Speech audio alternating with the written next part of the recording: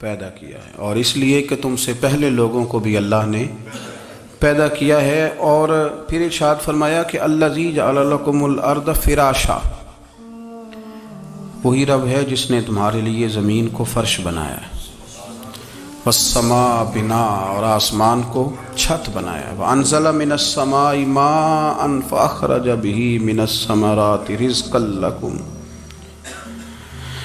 زمین کو فرش بنایا، آسمان کو چھت بنایا، پھر آسمان سے پانی برسایا جس کے ذریعے پھل نکالے، اور وہ بھی کسی اور کے لیے نہیں، رزقا لکم، تمہارے رزق کے لیے، وہ بھی تمہارے رزق کے لیے۔ یہ ساری نعمتیں تمہیں دی ہیں، اب فلا تجعلوا للہ اندادا،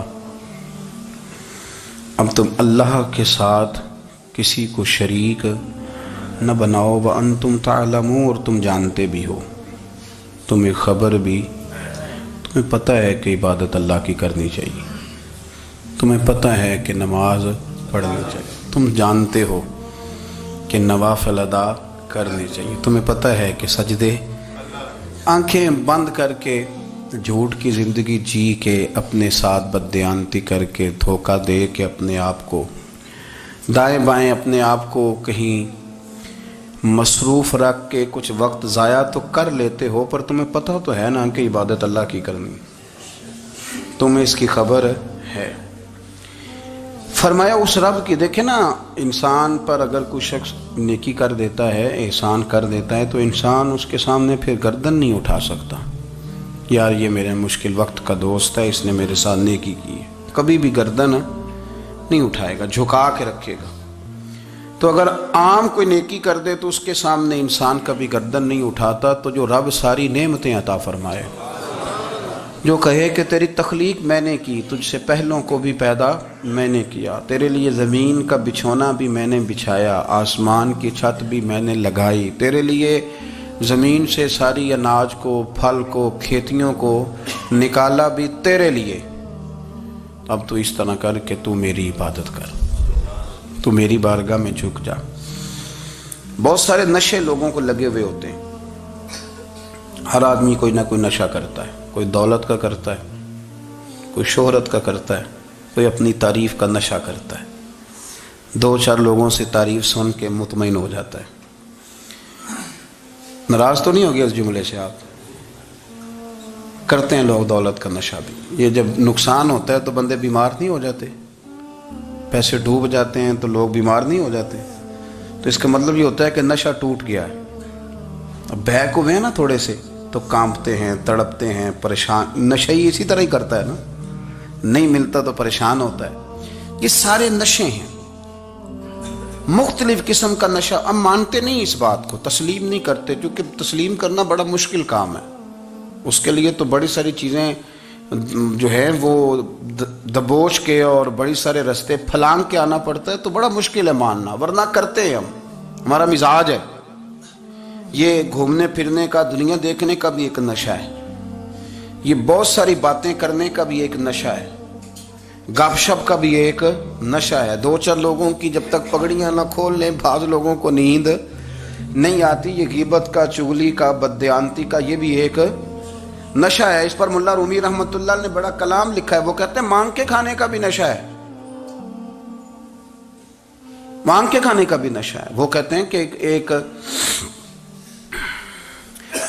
بھیک مانگنے والی خاتون تھی، تو بادشاہ کے پاس بھیک مانگنے آئی، تو بادشاہ کو پسند آ گئی، اس نے شادی کر لی۔ اب اس کو عادت تھی بھیک مانگ کے کھانے کی، تو وہ کنیزوں سے کہا کرتی تھی کہ فٹافٹ نہ روٹی لے کے آیا کرو، میں 2-3 دفعہ مانگوں تو پھر لایا کرو، کیونکہ ایک نشہ ہے نا، تو میں مانگوں 2-4 دفعہ تو پھر۔ تو انسان بہت سارے نشے کرتا ہے، یہ مانتا نہیں، یہ موبائل، یہ فیس بک، یہ سارے نشے ہی ہیں۔ اپنی فوٹو لگا لینا، سارا دن اسی کو دیکھتے رہنا، اور بڑے بڑے سیانے بندے جو وزادار ہیں، بڑے وزادار لوگ ہیں، لیکن وہ بھی سنجیدگی کے قائل نہیں، اس طرح کے نشوں کا شکار ہیں۔ یہ سارے نشے ہیں جو ہم نے پال لیے۔ ہمارے صوفیاء، ہمارے بزرگ فرماتے ہیں کہ تم اس طرح کرو، اگر سارے نشوں سے بچنا چاہتے ہو تو سجدے کا نشہ شروع کرو، سجدے کا نشہ شروع کرو۔ یہ نا اقبال کہتے ہیں ہو عطار ہو رومی ہو رازی، آپ بات کو سمجھیں، عطار ہو رومی ہو رازی ہو غزالی ہو، کچھ ہاتھ نہیں آتا بے آہ سحر گاہی۔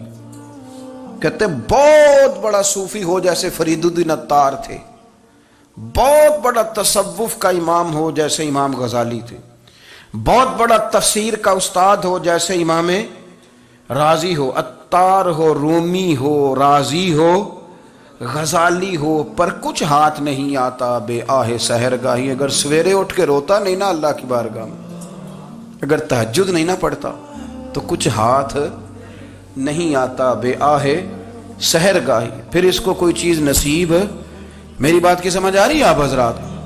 جب تک آپ سویرے نہیں اٹھتے، آپ اللہ اللہ نہیں کرتے، آپ کو نوافل کا چسکا نہیں، عبادت کا مزہ نہیں، فرمایا میری عبادت کرو، یہ شوق پیدا کرو، میں نے تمہیں پیدا کیا ہے۔ ہم لوگوں کے نشے مختلف نشے، بڑا عجیب رنگ ہے۔ محفل کی صدارت کرنے والے بڑے پیر صاحب، بڑے القابات، اوہو بیچ میں سے بندہ تلاش کرنے سے بھی نہیں مل رہا، اتنے بڑے لقب ہیں اس کے، لیکن وہ سج سنور کے 2.5 گھنٹے بیٹھا رہا محفل میں، اور نماز کا وقت آیا تو اس نے مختصر سی پڑھی، وہ نکل گیا، ہلکے سے سجدے کیے۔ او اتنا بڑا عشق رسول نعت کا، او ہو کیا بات ہے، اور عشق رسول کا بہت بڑا پیغامبر، بہت بڑا مبلغ، اور بیچارہ سمجھ ہی نہیں سکا کہ اللہ کے رسول نے فرمایا تو نماز پڑھ میری آنکھیں ٹھنڈی ہو جائیں گی۔ تو یہ نشے کے عادی تو ہیں پر حقیقت کے قائل نہیں ہیں۔ یہ بس ٹھیک ہے، خوابوں کی دنیا میں لوگ زندہ ہیں، پر جن کو یہ جو نشہ تھا نا عبادت کا، یہ میرے رسول پاک کی چاہت ہے، یہ میرے نبی کریم علیہ السلام کی۔ آپ دیکھیں نا حضور مہینوں جا کے غار حرا میں بیٹھتے، کیا وہاں تبلیغ کرتے تھے؟ کوئی کتاب لکھتے تھے؟ رسول کریم علیہ السلام مہینہ رہتے غار حرا میں، کوئی نہ مجھے دیکھے، کوئی نہ مجھے ملے، حضور یہاں کیا ہے؟ فرمایا میں اپنے رب کی عبادت کروں گا۔ نبی کریم علیہ السلام نے سجدوں کے ساتھ پتھروں اور پہاڑوں کو آباد کر دیا، سجدوں کے ساتھ۔ آپ کا سجدہ آپ کو بہت ساری چیزوں سے چھڑا لیتا ہے، یہ بہت ساری جگہوں سے جھکنے سے بچا لیتا ہے۔ صوفیاء اولیاء یہ کیا کرتے تھے؟ یہ سجدے کا ذوق ہی تو پیدا کرتے تھے، سجدے کا ذوق۔ شاہ عبد العزیز دباغ رحمۃ اللہ تعالی علیہ اپنے مریدوں سے فرمایا کرتے تھے کہ اگر تم پکے نمازی بن جاؤ نا، تہجد گزار ہو جاؤ، تو میرے پاس آنا جانا چھوڑ دینا۔ عرض کی حضور کیوں؟ فرمایا میں تمہارے اور رب رسول کے راستے میں رکاوٹ نہیں بننا چاہتا، اور میرا مقصود ہے تمہیں وہاں تک پہنچانا، جب پہنچ گئے تو پھر میری ضرورت ختم ہو گئی۔ ہاں کبھی وسوسہ آئے، شک پیدا ہو، تکلیف ہو تو آنا، ورنہ میں نہیں چاہتا کہ میں رکاوٹ بنا رہوں۔ تم اللہ اللہ کرو، اس مالک کو راضی کرو۔ میرے رسول پاک علیہ وسلم نے فرمایا بندہ اللہ کے سب سے قریب اس وقت ہوتا ہے جب وہ سجدے کی حالت میں ہوتا ہے۔ کس کے قریب ہوتا ہے؟ اللہ کے سب سے قریب ہوتا ہے، وہ بڑا نیڑے ہے رب کے، بڑا قریب ہے، اس لیے کہ وہ حالت سجدہ میں، وہ جب سجدے کرتا ہے نا اس کی بارگاہ میں جب جھک جاتا ہے۔ آپ ذرا سجدے کی کیفیت دیکھیں نا، زبان بھی یہاں ہے، آنکھ بھی یہاں ہے، کان بھی، عقل بھی ساری، اس نے سارا کچھ رکھ دیا سجدے میں۔ آپ وہ کبھی پیچھے جائیں تو دیہاتوں میں کہا جاتا تھا ناک سے نکیریں نکالو، بہت بڑی سزا ہوتی تھی نا، ناک سے نکیریں نکالو، بڑی سزا ہوتی تھی۔ تو اس نے کہا مالک مجھے کسی نے کہا نہیں، پر دیکھنا میں نے رکھ دی ساری عقل سجدے میں، اور رکھ کے کہا کیا؟ سبحان ربی یا اللہ، اللہ میں پست ہوں تو اعلیٰ ہے، اللہ تو میرا رب ہے اور تو سب سے اعلیٰ اتنا۔ اور فرمایا جب یہ اس کیفیت میں ہوتا ہے تو پھر یہ اپنے رب کے قریب ہوتا ہے۔ کثرت عبادت، نوافل۔ ہمارے ہاں عمرے کی قرآن اندازی محفلوں پہ ہونے لگ گئی ہے، حالانکہ حدیث سے ثابت نہیں۔ میں دوستوں سے کہتا ہوں جائز ہے، کرنی چاہیے، عمرے کی قرآن اندازی جائز ہے، پر کسی حدیث میں نہیں آئی کہ قرآن اندازی کرو عمرہ کرو۔ حدیث میں قرآن اندازی یہ آئی ہے کہ نبی پاک علیہ السلام نے فرمایا تمہیں پتہ چل جائے نا پہلی صف کا ثواب کتنا ہے، تم قرآن اندازی کرو۔ عمرے کی قرآن اندازی کا تو پوسٹر چھپتا ہے، تو یہ والی قرآن اندازی کب ہونی ہے؟ ہونی چاہیے کہ نہیں؟ حضور نے فرمایا تمہیں پتہ چلے کہ اس کا ثواب کتنا تو تم قرآن اندازی کرو، تم قرآن ڈالو۔ جب آپ نماز پڑھ رہے ہوتے ہیں، جب آپ کا مصلی آباد ہوتا ہے، صلاح الدین ایوبی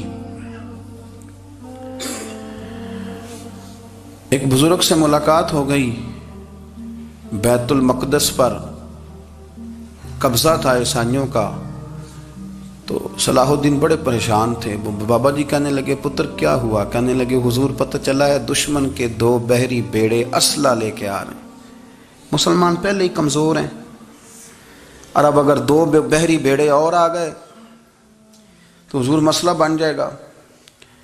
تو میں پریشان ہوں کہ کس طرح یہ کم مسئلے والی ہماری فوج ہے کیسے مقابلہ کرے گی۔ تو بابا جی کہنے لگے پتر اس طرح کرنا، آج رات تو بھی دعا کرنا اور میں بھی کروں گا، تو بھی دعا کرنا، آپ ناراض نہ ہونا، ہم تو پیروں والے ہیں، ہم تو پیروں کے نوکر غلام ہیں، ہمارا تو گزارا ہی نہیں، ہمیں تو ملتا ہے سارا کچھ وہاں سے۔ پر میرا سوال یہ ہے کہ تعویذ لینے جاتے ہو نفل کیوں نہیں پڑھتے؟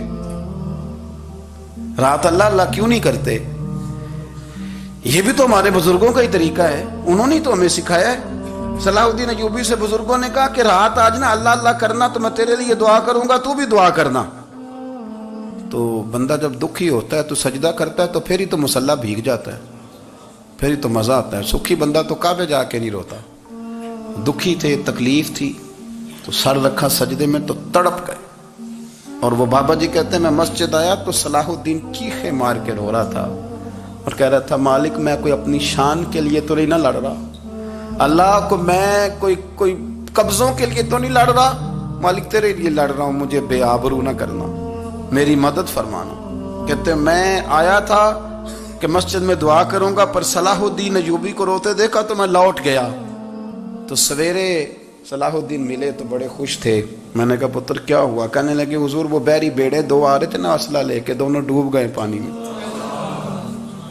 میں ڈوب گئے۔ تو بابا جی کہنے لگے صلاح الدین وہ پانی میں نہیں ڈوبے، وہ تیرے آنسوؤں میں ڈوب گئے، وہ غرق ہو گئے، وہ جو تو نے مصلی بات کیا تو وہ تیرے آنسوؤں میں ڈوب گئے، وہ غرق ہو گئے، وہ تباہ، اتنے قیمتی تھے تیرے آنسو کے بہا لے گئے دشمن کے بحری بیڑوں کو۔ میرے بھائی ٹھیک ہو گیا جی، میرے عزیز سمجھ لیں اس بات کو ہمیشہ کے لیے، اور اس پر غور کر لیں اچھے طریقے سے کہ میرے رسول کریم سید عالم صلی اللہ علیہ وسلم نے نا ہماری توجہ دلائی، حضور نے ہمیں بتلایا، ہمارا ذوق بڑھایا عبادت کی طرف۔ ایک صحابی تھے حضرت ابو فاطمہ رضی اللہ تعالیٰ عنہ، یہ ترمذی شریف کی حدیث ہے۔ نبی پاک علیہ السلام نے فرمایا ابو فاطمہ قیامت کے دن مجھ سے جلدی ملنا چاہتے ہو کہ دیر کے ساتھ؟ تو کہنے لگے حضور کون ہوگا جو دیر سے ملنا چاہے گا، ہم نے تو جان دے دی وعدہ دیدار پر۔ اعلیٰ حضرت فرماتے ہیں جان دے دی وعدہ اور نقد اپنا دام ہو ہی جائے گا۔ مجھے لگتا ہے کہ یہ سودا نقد و نقد ہو جانا ہے، چونکہ ہم نے جان دے دی وعدہ دیدار پر۔ آپ نے وعدہ کیا تھا کہ مریں گے تو پھر زیارت ہوگی، تو مر گئے ہم زیارت کی خاطر۔ جان دے دی وعدہ دیدار پر تو نقد اپنا دام ہو ہی جائے گا۔ اے رضا ہر کام کا ایک وقت ہے، دل کو بھی آرام ہو ہی جائے گا۔ تو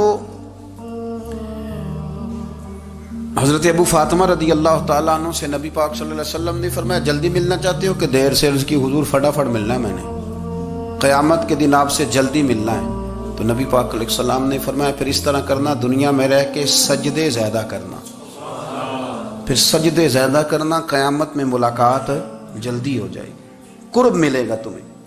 اپنے بچوں کے اندر دیکھیں نا، ہم شوق پیدا کرتے ہیں، ہمیں صحیح لفظ نہیں بولنے آتے پر ہم بچوں میں شوق پیدا کرتے ہیں کہ پتر ڈاکٹر بن جائے گا تو بڑا نفع کرے گا، تو لوگوں کی خدمت کرے گا، ملک و ملت کی خدمت کرے گا، تیرے ابا کا نام روشن ہوگا، تیرے دادا کی تعریفیں ہوں گی۔ ہم یہ ذوق پیدا کرتے ہیں، ہم اپنے نوجوانوں کے اندر یہ فکر پیدا کرتے ہیں، انہیں ہم سمجھاتے ہیں کہ میاں جب تم پڑھو گے، محنت کرو گے تو فلاں آدمی کی طرح تمہارا نام ہوگا۔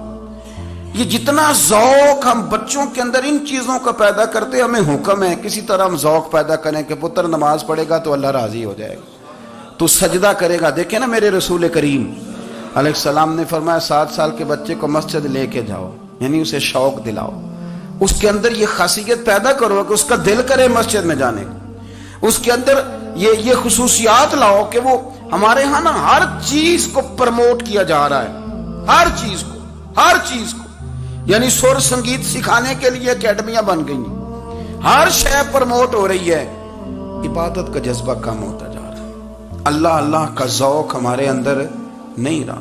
اور اتنا مشکل ہم نے اپنے لیے بنا لیا ہے کہ وہ بندہ جو بڑی زبردست مذہبی گفتگو کر رہا تھا اور تگڑی بات کر رہا تھا، کیا بات ہے، لیکن نماز کے بارے میں کمزوری دکھا جاتا ہے، نوافل کے بارے میں وہ چپکے سے نکل جاتا ہے۔ امام احمد بن حنبل رحمۃ اللہ تعالی علیہ، مسند امام احمد بن حنبل 14 جلدوں میں ہے مارکیٹ میں، اور مجھے تو خیر پسند ہی بڑی ہے، میں نے تو کئی دفعہ پڑھی ہے، اور کیا بات ہے امام احمد بن حنبل کی، کیسے تگڑے قسم کے محدث تھے اور اللہ نے کتنا انہیں اعزاز عطا فرمایا ہوا تھا۔ یہ کوڑے بھی کھاتے تھے دین کی خاطر، سارا کرتا لہو سے بھر بھی جایا کرتا تھا، بڑا اعزاز والا شخص تھے، بڑے اعزاز والے، حدیثیں جمع کرنا، حدیثیں لکھنا، حدیث پڑھانا، سارا دن رہتے تھے، کہہ سکتے تھے کہ میں کر تو رہا ہوں کام، اور حدیث بھی موجود ہے کہ عالم عابد سے افضل ہوتا ہے، پر اس کے باوجود امام احمد بن حنبل رحمۃ اللہ علیہ 300 نفل فرض نمازوں کے علاوہ پڑھا کرتے تھے، 300 نوافل روز پڑھا کرتے تھے۔ ان کے بیٹے نے کہا ابا جی مکان خریدنا ہے تو وہ جگہ کہاں کر کے لوں، بہت ساری آبادیاں، تو فرمایا پتر وہاں لینا جہاں مسجد قریب ہو۔ میرے رسول کریم سید عالم صلی اللہ علیہ وسلم اتنا پسند کرتے مسجد کو، اتنا پسند کرتے نماز کو، کہ رسول کریم صلی اللہ علیہ وسلم تہجد کی نماز بھی پڑھتے، پھر حضور فجر کی نماز بھی پڑھتے، نبی پاک وتر کو الگ کر کے پڑھتے، عشاء کے ساتھ نہیں پڑھتے۔ یہ تو ہم اس لیے اجازت دی ہمارے بزرگوں نے کہ بعد میں اٹھے گا کون علیحدہ وتر پڑھنے کے لیے، عشاء کے ساتھ پڑھ لے، وتر پڑھتے، تہجد پڑھتے، فجر پڑھتے، اشراق پڑھتے، چاشت پڑھتے، پھر مغرب کی نماز کے بعد 6 رکعت اوابین پڑھتے، پھر رات کو صلاۃ اللیل پڑھتے۔ سیدہ عائشہ صدیقہ کہتی ہیں زمانہ سو جاتا اور میرے رسول مصلی بچھا کے کھڑے ہو جاتے، او یار کھیتی باڑی کر کے نہیں، محنت مزدوری کر کے نہیں۔ جناب عائشہ کہتی ہیں میں یہ بھی دیکھتی کہ حضور ایک آیت شروع کرتے تو ساری رات اسی کو پڑھتے، اور میری نظر جاتی تو قدم مبارک پہ ورم آ جاتا۔ یار نماز پڑھ پڑھ کے، اتنی مشقت کر کے، اتنی جد و جہد کر کے ورم آ گیا، یا رسول اللہ اتنی محنت کیوں کرتے ہو؟ فرمایا افلا اکون عبدا شکورا، کیا میں اپنے رب کا شکر گزار بندہ نہ بنوں؟ صحابہ کا ذوق عبادتوں کا، ریاضتوں کا، تلاوتوں کا، طبیعت ہے ان کی، وہ ایک دوسرے کو، حضرت مولا علی شیر خدا کرم اللہ تعالی وجہہ الکریم کے زمانے میں روم کے بادشاہ نے کہا یار یہ مسلمانوں کا پتہ تو کرو، یہ آخر کیوں اتنے زیادہ مجاہد ہیں؟ اس زمانے میں جاسوس بھیجنے کا مزاج تھا، اب تو جاسوس پکڑا جاتا ہے، اب تو جاسوس، اور جاسوسی کا شوق ویسے آج بھی ہے۔ عرض کروں تھوڑی سی بات اس عنوان سے، پتہ ہے کیا ہمارا مسئلہ ہے؟ ہم جہاں جاتے ہیں نا وہاں تھوڑی خوشبو سونگنے کی کوشش کرتے ہیں، وہ کیا ہے تو یہ کیا ہے تو ادھر کیا ہے تو تھوڑا سا ادھر کیا ہے۔ میرے رسول پاک پڑھیے درود شریف، سارے پڑھیے ذرا زور سے، صلی اللہ تعالی۔ نبی پاک علیہ السلام نے فرمایا جاسوسی نہ کرنا ورنہ تم بندوں کو خراب کر دو گے، اور فرمایا اس طرح نہ ہو کہ تم کسی کے آپ کھول نہ نکلو تو تمہارے پہلے کھول جائیں۔ یہ جو ذوق ہے نا یہ ختم کریں، چھوڑیں، مطلب آپ کس چکر میں پڑے ہوئے ہیں، اتنی زیادہ توجہ کرنے کی کیا ضرورت ہے؟ اپنے کام سے کام رکھیں، اس میں بندہ تھوڑا سا نا آسان رہتا ہے۔ یہ جو بہت زیادہ ٹٹولنے والے لوگ ہوتے ہیں نا وہ بےچارے پھر عمر ٹٹولتے ہی گزار دیتے ہیں، اس لیے کہ مزاج ہی بہت پکا ہے، بوری کا منہ کھول کے اندر تک ہاتھ ڈالنا، تو پھر کئی دفعہ سامنے سے بچھو بھی لڑ جاتا ہے، خرابی ہوتی ہے۔ تو جاسوسی کی جاتی تھی، اس نے بھی جاسوس بھیجے، کیونکہ قبیلوں کے لوگ تھے، کچھ مسلم کچھ کافر، پہچانے نہیں جاتے تھے لوگ، تو کچھ لوگ اس نے بھیجے، انہوں نے آ کے نا تحقیق کی، ریسرچ کری کہ آخر ماجرا کیا ہے، تو واپس جا کے انہوں نے رپورٹ دی نا روم کے بادشاہ کو۔ اس رپورٹ کا ایک جملہ بڑا شاندار ہے، وہ کہنے لگا بادشاہ ہمیں مسلمانوں کی کوئی سمجھ نہیں آئی، ہمیں کوئی سمجھ نہیں آئی۔ انہوں نے کہا کیوں نہیں سمجھ آئی؟ کہنے لگے یار عجیب بندے ہیں، جب رات مصلی پہ بیٹھتے ہیں تو یوں لگتا ہے ان کا دنیا سے رشتہ ہی کوئی نہیں، کوئی کسی کو نہیں جانتا، کوئی اپنے دکھ سنا کے رو رہا ہے، کوئی اپنی بات کر کے رو رہا ہے، لگتا ہے کہ ان کا کوئی رشتہ ہے ہی نہیں۔ جب مصلی پہ بیٹھتے ہیں اور فرمایا جب سویرے یہ جہاد کرنے نکلتے ہیں تو لگتا ہے ان سے زیادہ دلیر ہی کوئی نہیں. حالانکہ جو مسلوں پہ رونے دھونے کے لوگ ہوتے ہیں وہ کئی دفعہ جہاد میں کام نہیں کرتے، لیکن عجیب لوگ ہیں کہ رات کے راہب ہیں، دن کے مجاہد ہیں، کوئی سمجھ نہیں آتی. میرے عزیز، ان لوگوں نے مسلح آباد کر کے رکھا، تلاوتیں ان کا ذوق رہی، منظر روز پڑھنا، اسباق پڑھنا، وظائف پڑھنا، یہ ان کا ذوق رہا. اعلیٰ حضرت بریلوی رحمت اللہ نے 1000 کتاب لکھی ہے، لیکن الوظیفۃ الکریمہ کے نام سے جو وہ صبح و شام وظائف پڑھتے تھے وہ الگ انہوں نے ان کو بیان کیا، پابندی کے ساتھ اپنی اللہ اللہ کرتے. شیخ شہاب الدین سہروردی رحمت اللہ علیہ اس پر ایک بندے نے اعتراض کیا، اس نے کہا جی آپ کس قسم کے صوفی ہیں، مرید بیٹھے ہیں اور آپ وہاں نفل پڑھ رہے ہیں. یہ بھی بڑا مسئلہ ہوتا ہے نا، جو بندہ ملنے آتا ہے وہ اپنے ٹائم کے حساب سے آتا ہے، اور پھر اس کا یہ بھی خیال ہوتا ہے کہ پیر صاحب جو ہیں وہ چونکہ درویش ہیں تو نہ انہیں روٹی کھانی چاہیے نہ سونا چاہیے، چونکہ وہ درویش ہیں، اور ہم چونکہ درویشوں کے ماننے والے ہیں لہذا ہمارا یہ طریقہ ہونا چاہیے کہ جیسے ہم کہیں درویش ویسے ہی کر جائے. حالانکہ جس کو آپ درویش کہیں گے آپ اس کی مانیں گے، آپ منوائیں گے نہیں، ہمارا مزاج ہوتا ہے. شیخ شہاب الدین پر لوگوں نے اعتراض کی، حضور لوگ ملنے آئے ہیں، زیارت کرنے آئے ہیں، بندے دعا کرانے آئے ہیں، اللہ اللہ کرانے آئے اور آپ نفل پڑھ رہے ہیں، کیا جملہ ہے، کیا حسن ہے، کیا خوبصورتی ہے. فرمانے لگے رب رسول سے مانگنے کے لیے مصلی بچھایا ہے، اگر وہاں سے مانگوں گا نہیں تو تمہیں دوں گا کیا، پہلے مجھے کچھ لے تو لینے دو، اگر میرے پلے کچھ ہے ہوگی تو آگے دوں گا نا. تو میں مانگنے گیا تھا کہ یا اللہ دے تیرے بندے لینے آئے، دے تو میں کچھ لوں گا تو آگے دوں گا نا. لیکن ہمارا یہ سٹیٹس، یہ مزاج، یہ شعور نہیں ہے. گپیں، کہانیاں، داستانیں، گفتگو، خطابت، واز، کیا بات. لیکن اگر کچھ کرنے کا کام ہو تو وہ نہیں ہم سے ہوتا. میرے نبی کریم علیہ الصلوۃ والسلام نے مصلی سے دل لگانے کا درس دیا، حضور نے توجہ دلائی. صحابہ اس ذوق کے حامل لوگ تھے، وہ کوشش کرتے تھے. جناب صدیق اکبر رضی اللہ تعالیٰ عنہ کا عبادت کا مزاج ہمیشہ قائم رہا. حضرت عمر فاروق ساری رات اللہ کے حضور کھڑے رہے. حضرت عثمان غنی رضی اللہ تعالیٰ عنہ عشاء کی نماز پڑھ کے 2 رکعتوں کی نیت باندھتے تھے، 15 سپارے پہلی رکعت میں پڑھ دیتے اور 15 سپارے قرآن مجید کے دوسری رکعت میں پڑھ دیتے. آپ نے نا حضرت عمر فاروق کے وصال کے بعد ان کی ایک بیوہ سے نکاح کیا. حضرت عثمان غنی نے نکاح کیا. وہ خاتون آپ کے نکاح میں آئیں تو عرض کرنے لگی امیر المومنین میرے لیے اعزاز تو بہت ہے کہ میں امیر المومنین کی بیوہ تھی تو امیر المومنین کی منکوحہ ہو گئی ہوں، لیکن حضور نہ تو میں جوان ہوں کہ میرے اندر رغبت ہوتی اور نہ میں اب اس قابل ہوں کہ کوئی خدمت کر سکوں، میرے ساتھ نکاح کی وجہ کیا بنی؟ تو عثمان غنی رو پڑے. فرمانے لگے میں نے عمر فاروق کو مسجد میں اپنے رب سے ڈرتے ہوئے دیکھا ہے، میں نے اسے روتے ہوئے دیکھا ہے، عدل کرتے دیکھا ہے، انصاف کرتے دیکھا ہے، امت کی خیر خواہی کرتے دیکھا. تمہارے ساتھ نکاح اس لیے کیا ہے کہ تم مجھے یہ بتاؤ کہ عمر فاروق گھر کے اندر اپنے رب کو کیسے راضی کرتے تھے، گھر کے اندر کیسے راضی کرتے تھے، وہ طریقے بتلاؤ، تم بتاتی جانا اور میں بھی اسی طرح گھر میں عبادت کروں. میرے رسول کریم علیہ الصلوۃ والسلام نے ارشاد فرمایا، حضور فرمانے لگے جس گھر میں اللہ کا ذکر ہوتا ہے وہ گھر زندوں کا ہے، اور جس گھر میں رب کریم کا ذکر نہیں ہوتا وہ گھر زندوں کا نہیں ہے. گھر نا ہم نا کتابوں میں پڑھتے ہیں کہ ایک بزرگ کہتے ہیں، حضرت فضیل بن عیاض کہتے ہیں کہ میں ایک گلی سے گزر رہا تھا تو گھر کے اندر کسی قاری صاحب نے قرآن کی آیت پڑھ دی ولی من خاف مقام ربہ جنتان. میں تے میرے کانوں سے ٹکرائی تو اللہ نے میری کایا ہی پلٹ دی، میں توبہ کر گیا. اب گھر کے اندر سے آواز آئے تو صحیح نہ تلاوت کی، پر اندر سے آواز آتی نہیں، یا ڈیک بجنے کی آواز آتی ہے، یا ٹی وی چلنے کی آواز آتی ہے، یا دھوم مچانے کی آواز آتی ہے. عبادت کا وہ جو خاص شوق تھا، وہ جو حسن تھا، وہ جو توانائی تھی، وہ جو بات تھی. ایک جگہ پہ ہم بیٹھے تھے تو وہاں ایک صاحب آئے اور انہوں نے آتے ہی کہا کہ مہربانی کریں ذرا مجھے مصلی دے دیں، میرے نہ کچھ نفل رہ گئے.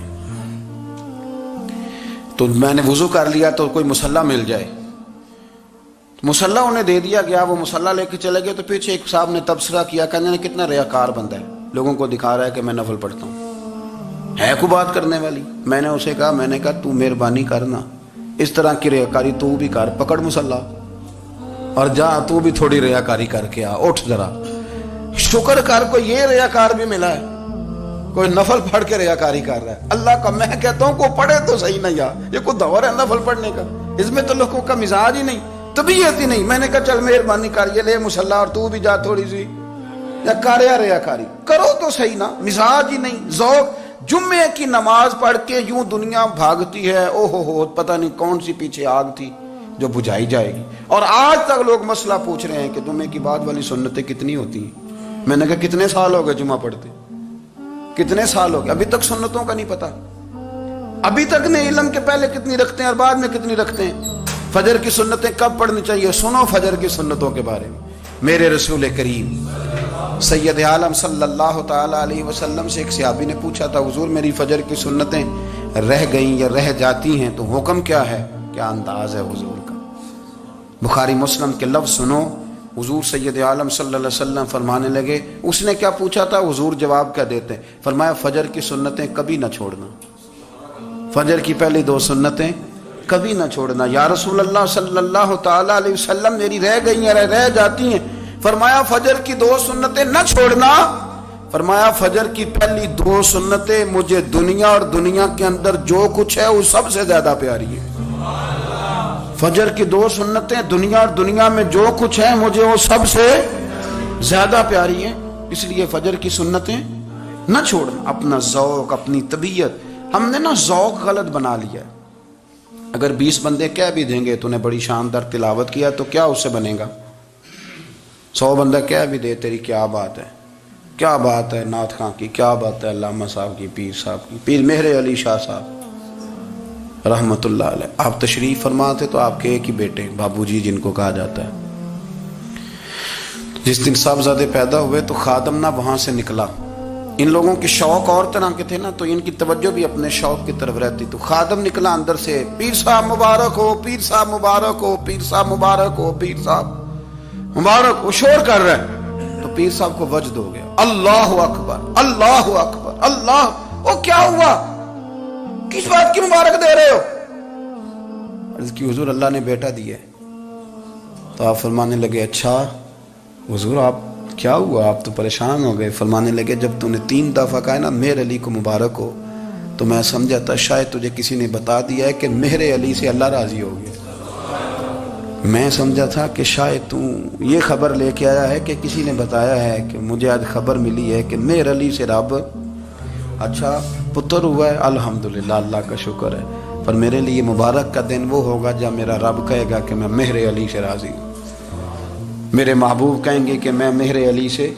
آپ بات کو سمجھیں, شوق ہی کسی اور طرف تھا, دل ہی کہیں اور لگا ہوا تھا, طبیعت ہی کہیں اور مائل تھی. کوئی وظیفہ پوچھتے تھے تو پڑھتے تھے وہ لوگ, کچھ اللہ اللہ انہیں بتائی جاتی تھی تو کرنے کا ذوق رکھتے تھے, طبیعت تھی, قائل تھے. حضرت ربیع کہتے ہیں میں بڑی دور سے سفر کر کے گیا حضرت اویس کرنی سے ملنے, بڑی دور سے. اور جب میں پہنچا تو فجر کا وقت تھا, تو حضرت اویس کرنی کو میں نے پا لیا. تو وہ نماز پڑھ کے نا قرآن شریف لے کے بیٹھ گئے. فرماتے ہیں اشراق چاشت کا وقت ہوا تو نفلوں کی نیت باندھ لی. محدث ابن الجوزی نے لکھا ہے, فرماتے ہیں پھر جب زوال کا وقت ہوا تو مسجد میں جھاڑو دینے لگ گئے. زور کی نماز پڑھ کے تو عصر کی تیاری تک وہ مسجد میں بیٹھے رہے. اور میرے نبی پاک علیہ السلام نے فرمایا جو نماز کے انتظار میں بیٹھا ہو وہ نماز ہی میں ہے, وہ نماز ہی میں ہے. فرمایا میری دنیا میری امت کی جو رہبانیت ہے نا وہ اتنی ہے کہ نماز کا انتظار کرے. اذان کے بعد نماز کا یہ راہب ہیں, یہ اس وقت چھوڑ کے بیٹھے ہیں سارا کچھ. فرماتے ہیں عصر تک انہوں نے اللہ اللہ کی, پھر مغرب تک کی, عشاء کی نماز ہوئی تو نماز پڑھی تو وہ تھک گئے. اب مجھے وہ فارغ ہوں مصلی چھوڑے تو میں ملاقات کروں نا.